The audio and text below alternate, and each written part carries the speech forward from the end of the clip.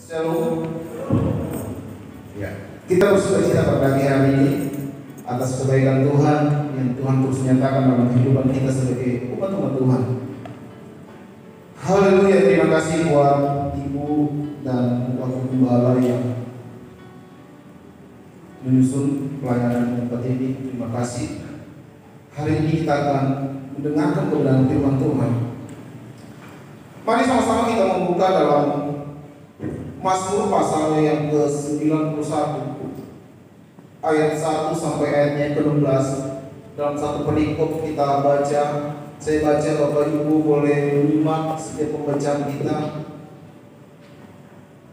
Dalam lindungan Allah, orang yang duduk dalam lindungan yang Maha Tinggi dan bermalam dalam naungan yang Maha Kuasa akan berkata kepada Tuhan, tempat perlindunganku dan kubu pertahananku, Allahku yang kupercaya. Sungguh dialah yang akan melepaskan engkau dari jerat penangkap burung, dari penyakit sampar yang busuk. Dengan tepaknya ia akan melindungi engkau, di bawah sayapnya engkau akan berlindung. Kesetiaannya ialah perisai dan pagar tembok. Engkau tak usah takut terhadap kedahsyatan malam, terhadap panah yang terbang di waktu siang, terhadap penyakit sampar yang berjalan di dalam gelap, terhadap penyakit menular yang mengamuk di waktu petang. Walau 1000 orang berbaring di sisimu dan 10.000 di sebelah kananmu, tetapi itu tidak akan menimpa engkau. Engkau hanya menonton dengan matamu sendiri dan melihat pembalasan terhadap orang-orang fasik. Sebab Tuhan ialah tempat perlindungan yang Maha Tinggi, telah kau buat tempat perteduhan. Malapetaka tidak akan menimpa kamu, dan tulah tidak akan mendekat kepada kemahmu. Sebab malaikat-malaikatnya akan diperintahkan kepadamu untuk menjaga engkau di segala jalan. Mereka akan menatang engkau di atas tangannya, supaya kakimu jangan terangkut kepada batu. Singa dan ular kedung akan kau langkahi. Engkau akan menginjak anak singa dan ular naga. Sungguh hatinya melekat kepada aku, maka aku akan meluputkannya. Aku akan membentenginya, sebab ia mengenal nama. Bila ia berseru kepada aku akan menjawab. Aku akan menyertai dia dalam kesesakan. Aku akan meluputkannya dan memuliakannya. Dengan panjang umur akan kukenyangkan dia, dan akan kuperlihatkan kepadanya keselamatan daripada. Silakan duduk Bapak. Orang yang berbahagia ialah kita yang boleh melakukan kebenaran firman Tuhan dan meresponinya. Bapak Ibu Saudara yang saya kasih dalam kasih Kristus, saya memberikan satu tema pada pagi hari ini. 3 berkat dalam Mazmur pasal 91. Mazmur 91 ini yang sudah kita baca tidak dicatat atau tidak diketahui siapa penulisnya, siapa yang penggubahnya, siapa yang memasukkan pertama kali dalam rangkaian penulisan setiap nats Mazmur itu sendiri. Akan tetapi ternyata dalam Mazmur 91 ini diterima secara meluas oleh begitu banyak kalangan, terutama di kalangan orang Yahudi, kalangan orang Kristen, dan beberapa komunitas di luar Kristen itu sendiri. Kalau kita melihat latar belakang dari Mazmur 91 ini, merupakan Mazmur yang sangat luar biasa. Saya membaca dalam naskah bahwa menurut tradisi orang Yahudi, Mazmur 91 ini sangat penting sekali. Ya, kalau kita mengaminkan dari ayatnya yang pertama sampai ayatnya yang ke-16, itu sungguh luar biasa. Sehingga dikatakan bahwa menurut orang Yahudi, Mazmur 91 ini sangat penting sekali. Sehingga beberapa kalangan, saya katakan tadi, baik orang Kristen maupun komunitas-komunitas di luar Kristen, mereka sangat menerima setiap perkataan dari Mazmur ini. Dibaca pada ibadah pagi setiap hari Sabat, dan dibaca pada sore hari menutup Sabat itu sendiri. Juga menurut orang tradisi orang Yahudi, ibadah ini dibaca setiap hari raya tertentu. Misalnya pada hari raya Yom Tov atau Yom Kippur, atau yang kita kenal hari raya Hosana Rabbah. Mazmur ini sering dibacakan, 7 kali dibacakan setiap hari pada pemakaman orang-orang Yahudi. Dan itulah sebuah tradisi. Kenapa? Karena pembacaan Mazmur ini mereka terima dengan iman, mereka terima sebagai sesuatu yang bukan hanya sekedar subjektif saja, tetapi merupakan suatu pengalaman rohani yang secara iman mereka perkatakan amin. Kalau kita melihat bagaimana pandangan atau tradisi orang Kristen itu sendiri dalam Mazmur 91 ini dikenal sebagai Mazmur perlindungan. Pada awal Covid tahun 2020, beberapa dari kita mungkin pernah mengutip ayat ini, berkali-kali ayat ini tentang bagaimana perlindungan Tuhan yang sangat luar biasa dalam setiap kehidupan kita. Mengapa? Karena Mazmur ini selain dikatakan sebagai Mazmur penguat atau perlindungan, Mazmur ini adalah sebagai satu Mazmur yang menjadi kekuatan bagi umat Tuhan. Dalam sejarah kekristenan di abad-abad pertengahan, Mazmur ini dibacakan setiap hari pada minggu sengsara.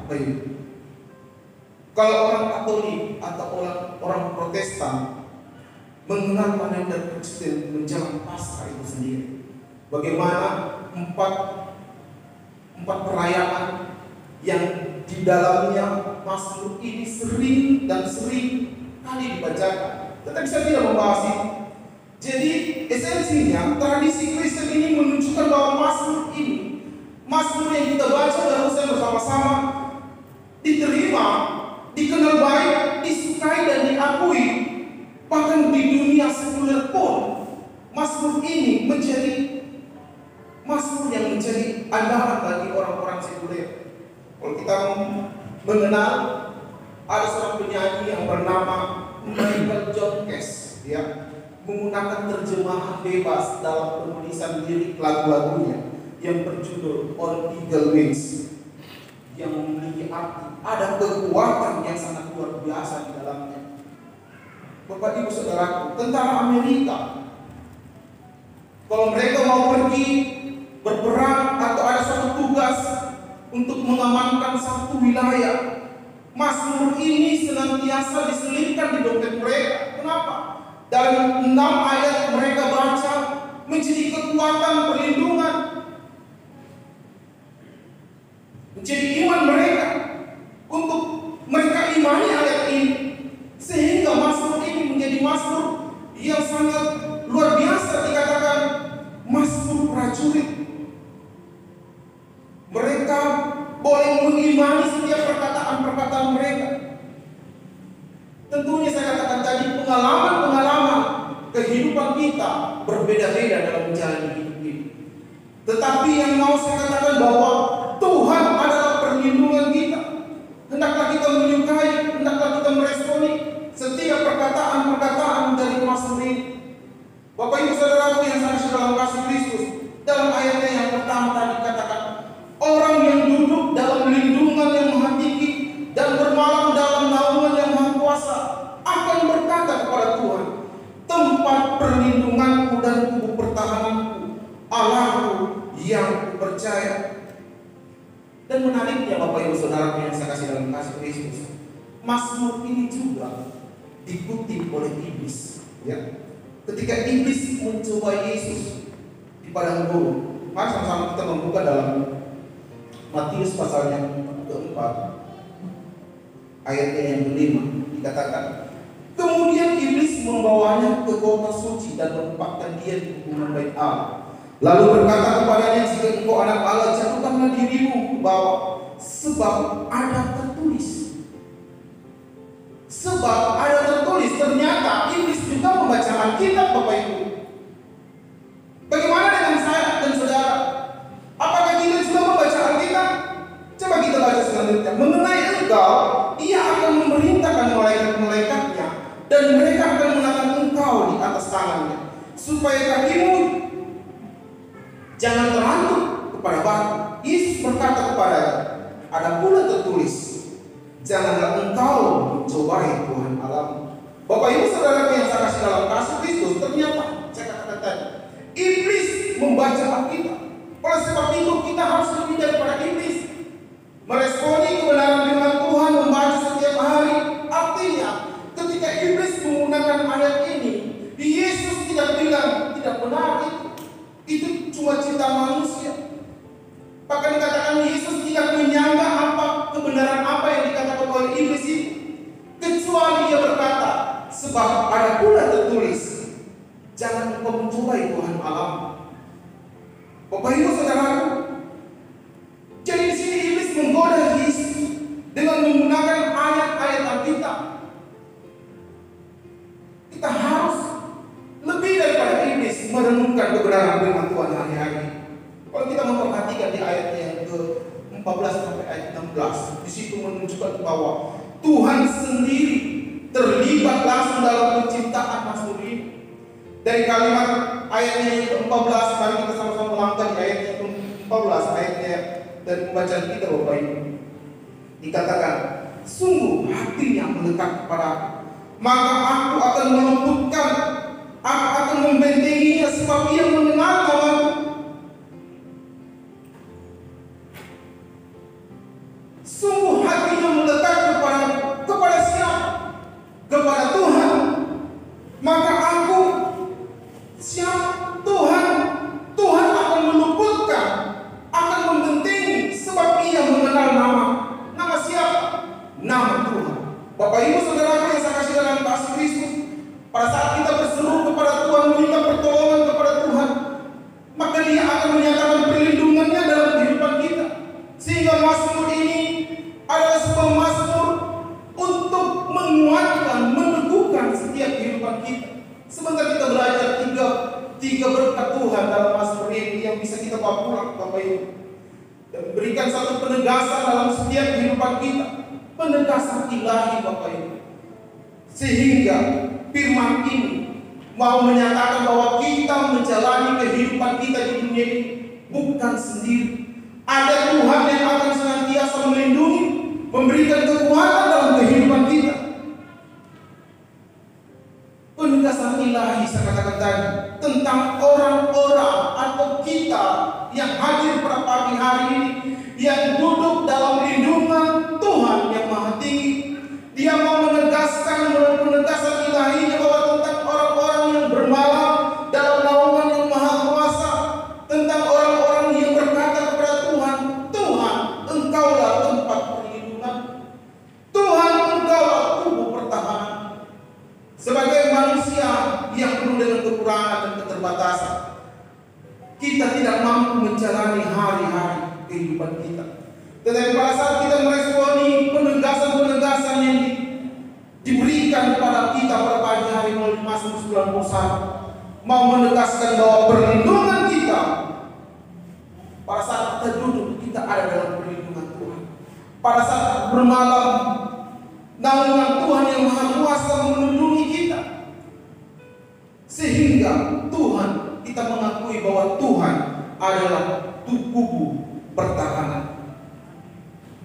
Bapak Ibu Saudaraku yang saya kasih dalam kasih Kristus, dikatakan bahwa sungguh hatiku melekat kepadamu. Selain menyatakan Tuhan sebagai perlindungan, selain menyatakan Tuhan sebagai tubuh pertahanan kita, selain menyatakan Tuhan ada dalam naungan kita, ada dalam naungan Tuhan, mau menyatakan juga kepada kita pada pagi hari ini melalui mazmur ini bahwa Tuhan melekat dalam setiap kehidupan kita. Bapak Ibu Saudara, orang yang melekat kepada Tuhan, maka tidak ada ketakutan di dalamnya. Orang yang berlindung kepada Tuhan, tidak ada kecemasan di dalamnya. Orang yang mempertahankan imannya dalam Tuhan akan senantiasa menjadi orang-orang yang hidup dalam kemenangan itu sendiri. Dalam bahasa aslinya atau dalam versi Inggrisnya, dalam ayat yang ke-14 tadi itu dikatakan because he had set love upon me, artinya ia men-setting cintanya kepada Tuhan melalui ungkapan-ungkapan ini. Jadi cintanya, pemazmur ini menyatakan cintanya diarahkan kepada Tuhan. Dia men-setting hatinya,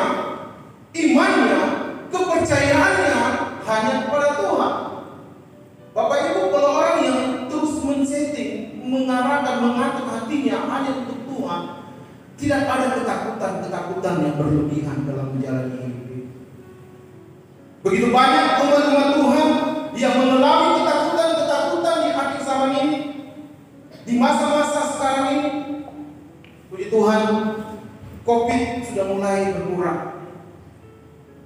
Dan kita terus berdoa supaya Tuhan memberikan pemulihan lebih lagi bagi bangsa kita, kota kita. Tidak ada lagi yang terpapar. Kemarin ada satu, tapi puji Tuhan, mungkin sudah tidak ada lagi. Dalam hal ini, pada saat pemazmur mengungkapkan bahwa dia men-setting cintanya kepada Tuhan, mengatur kehidupannya kepada Tuhan, mengakui bahwa Yesus adalah perlindungan, dia mau menyatakan juga kepada kita apa yang perlu kita takutkan dalam menjalani kehidupan ini. Apa yang perlu kita khawatirkan dalam menjalani kehidupan kita hari lepas hari dalam kehidupan kita sebagai umat-umat Tuhan. Tahu dikatakan di ayat selanjutnya, katakan, walau 1000 rebah di sisi dan 10.000 di sebelah kananmu, tetapi itu tidak akan menimpa kita. Ada katakan nanti. Apa yang perlu kita takutkan dalam kehidupan kita, sehingga melalui pemazmur ini dia katakan, engkau tak usah takut terhadap kedahsyatan malam, terhadap panah yang terbang di waktu siang, terhadap penyakit sampar yang berjalan dalam gelap, terhadap penyakit menular yang mengamuk di waktu petang. Walau 1000 orang berubah di sisimu dan 10.000 di sebelah kananmu, tetapi itu tidak akan menimpamu. Lebih tegas lagi melalui penegasan ilahi di ayatnya yang ke-8, dikatakan, engkau hanya menonton saja dengan matamu sendiri dan melihat pembalasan orang-orang fasik. Bapak Ibu Saudara yang saya kasih dalam kasih Kristus, pada saat kita terus mengatur kehidupan kita, dalam bahasa aslinya tadi menggunakan men-setting hati cinta kita kepada Tuhan, maka di dalamnya tidak ada ketakutan dan kekhawatiran dalam menjalani hidup ini. Amin, Bapak Ibu. Toh berkat Tuhan senantiasa nyata dalam kehidupan kita. Firman Tuhan, apa yang tidak pernah kita pikirkan, apa yang tidak pernah timbul dalam hati, yang tidak pernah kita lihat, dan seterusnya. Sebagai orang yang percaya, kita akan menerima semuanya. Hal yang paling dibenci Tuhan ialah masalah kekhawatiran. Bukankah begitu banyak janji-janji Tuhan dalam Alkitab yang mengatakan, jangan kau khawatir, jangan kau khawatir, jangan kau cemas, jangan memiliki ketakutan yang berlebih dalam hidupmu. Dia nyatakan bagi kita melalui penegasan ilahinya di Mazmur 91 ini. Sehingga saya katakan tadi dalam pendahuluan, semua kalangan menerima Mazmur ini. Orang kena dan bayar pun menerima Mazmur ini sebagai perlindungan Tuhan. Tentara di Amerika menjadikan Mazmur ini sebagai Mazmur yang sangat luar biasa, sampai dibawa-bawa di dompetnya, Bapak Ibu. Kiranya Mazmur ini harus kita imani bersama untuk kita boleh menerima berkat-berkat Tuhan. Bapak Ibu Saudara yang saya kasih dalam kasih Kristus, kita belajar. Salomo adalah seorang raja yang sangat luar biasa. Salomo adalah seorang yang sangat spesial dikatakan. Bapaknya tidak diizinkan membangun bait Allah dan Tuhan mempersiapkan Salomo. Saya katakan Salomo tidak ada duanya dan Tuhan akui. Bahkan permintaannya adalah permintaan yang terbaik. Karena tidak meminta umur yang panjang dikatakan, tidak meminta harta, tidak meminta kekayaan, tidak meminta nyawa dari musuh itu, tetapi dia minta hikmat daripada Tuhan. Tetapi pada akhirnya ia mencondongkan dirinya kepada Allah lain, kepada ilah-ilah lain, sehingga dia tidak mampu men-setting dirinya untuk tetap berpaut melekat pada Tuhan itu sendiri. Saya sampai kalau membaca kisah Salomo dari awal-awal kita dibawa pada suatu pemahaman Alkitab Salomo tentang pribadi Salomo yang sangat luar biasa. Tetapi pada saat kita membaca dalam 1 Raja 4 ayat 11 ayat 4, di situ mencatat bahwa sebab pada waktu Salomo sudah tua, istri-istrinya mencondongkan kepada Allah lain. Hatinya Salomo beralih kepada Allah lain. Istri Salomo ada 700 dan budiknya 300 orang istri. Tidak ada orang yang memiliki 700 istri, 700.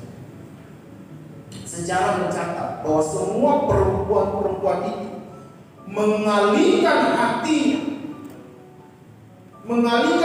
Salomo dari Tuhan.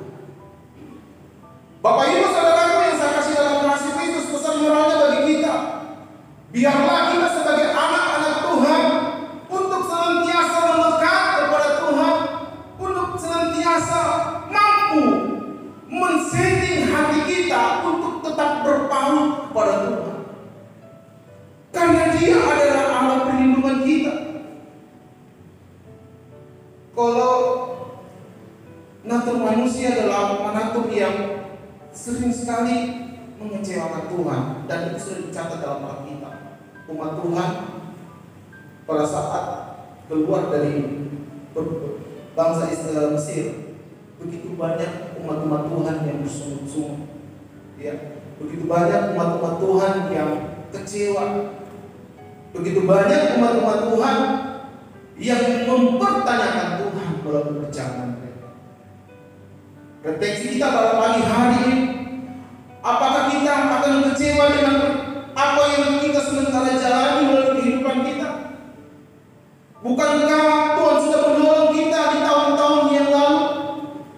Apakah dengan kita kecewa saat ini kita memperkatakan Tuhan itu tidak baik, Tuhan itu tidak baik, Tuhan itu tidak baik?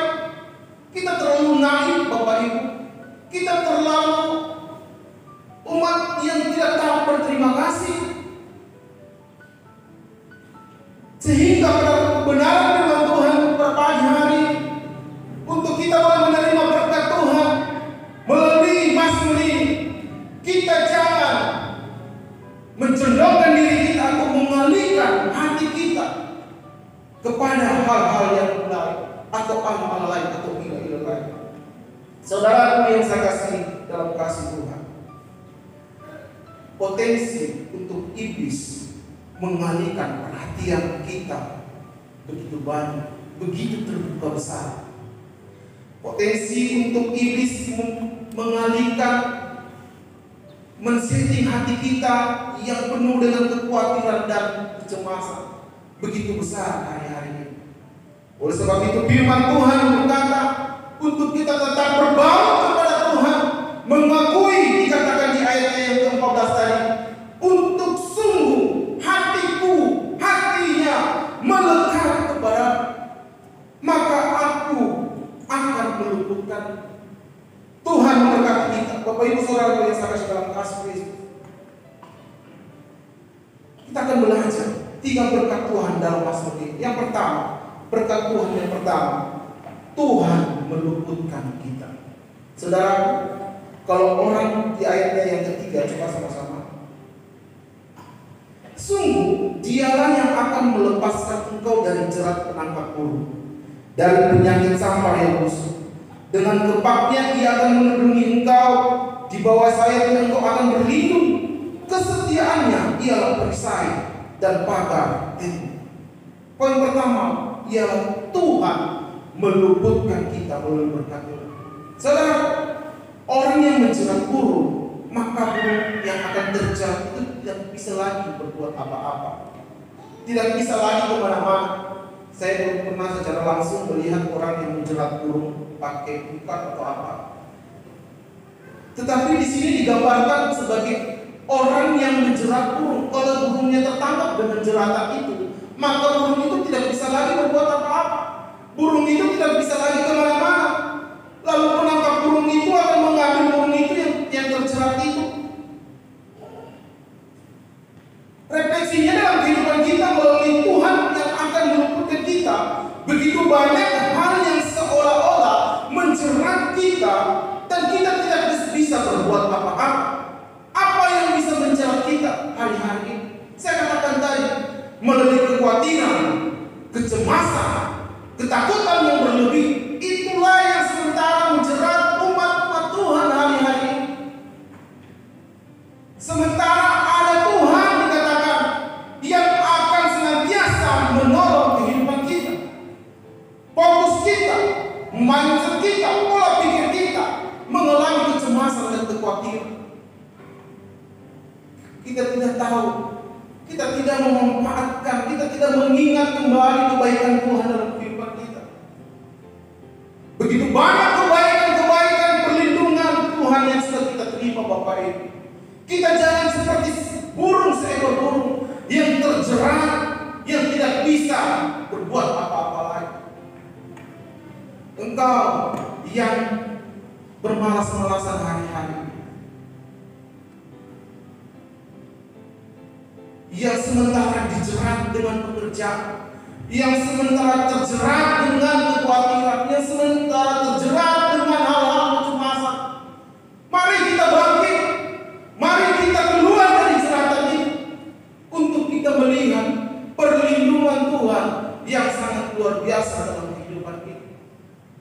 Tuhan akan meluputkan kita, Tuhan akan membukakan setiap jalannya dalam kehidupan kita. Ada banyak keadaan yang membuat kita seolah-olah, saya katakan tadi, seperti seekor burung. Ruang lingkup kita dibatasi. Bapak Ibu Saudara yang sampai sedang kasih Kristus. Tetapi kabar baik, good news-nya ialah Tuhan jadikan tempat perlindungan. Kalau Tuhan kita jadikan tempat kubu pertahanan, maka kita akan menikmati berkat-berkat Tuhan, menikmati setiap kebaikan Tuhan. Tuhan akan melepaskan kita dari jerat penangkap burung itu. Artinya ketika kita sakit, penyakit sampar, penyakit apapun, seolah-olah kita tidak bisa lepas dari penyakit itu. Percayalah, Tuhan akan melepaskan, Tuhan akan membebaskan melalui kasih karunia dalam kehidupan kita. Yang kedua, berkat kedua, Tuhan membentengi kita. Kita sama-sama membaca ayatnya yang ke-5.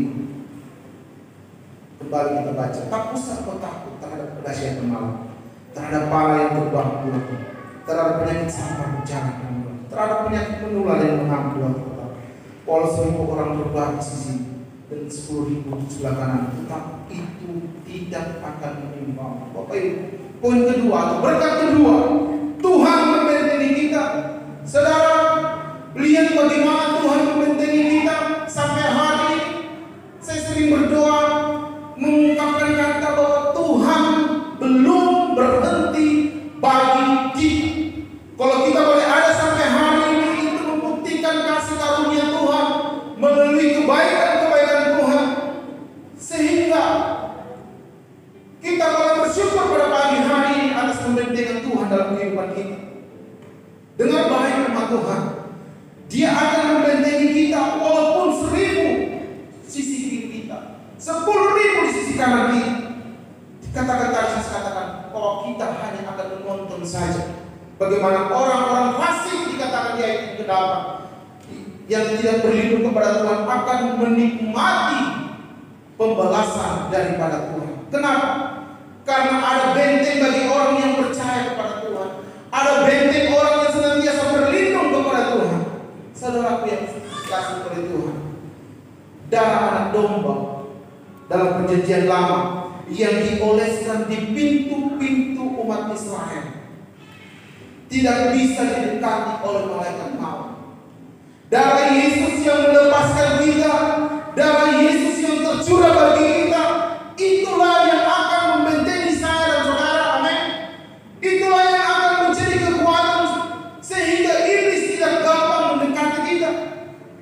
Benteng itu bukan sekedar pengawal kita, tetapi bentengnya Tuhan itu memberikan kepada kita otoritas, kekuatan, adikodrati daripada Allah itu sendiri. Melalui darah Tuhan, melalui kuasa Tuhan, dikatakan di ayat selanjutnya, sehingga ular kedung kita langkah, kita akan menginjak jejak anak singa dan ular naga.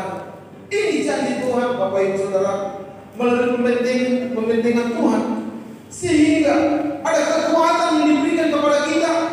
Dia benar-benar menjadikan kita menjadi orang-orang yang terlindungi, terbentengi dalam perjalanan kehidupan kita.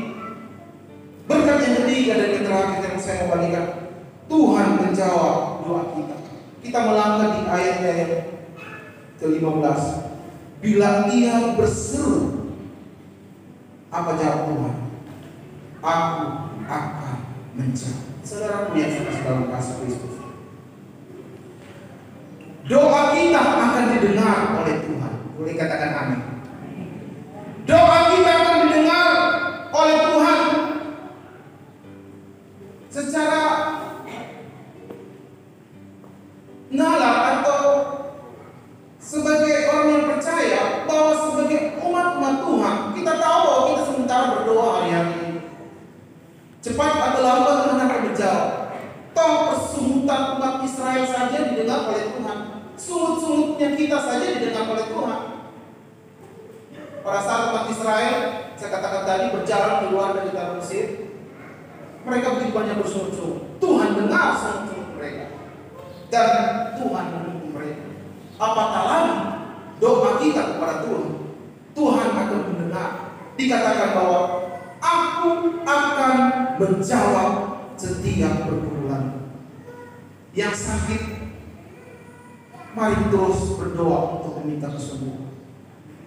Yang sementara bergumul hari-hari ini, mari tingkatkan doamu untuk kita melihat kemuliaan Tuhan melalui jawaban-jawaban doa kita, melalui pergumulan-pergumulan kita. Dikatakan bahwa bila ia berseru kepada aku akan menjawab.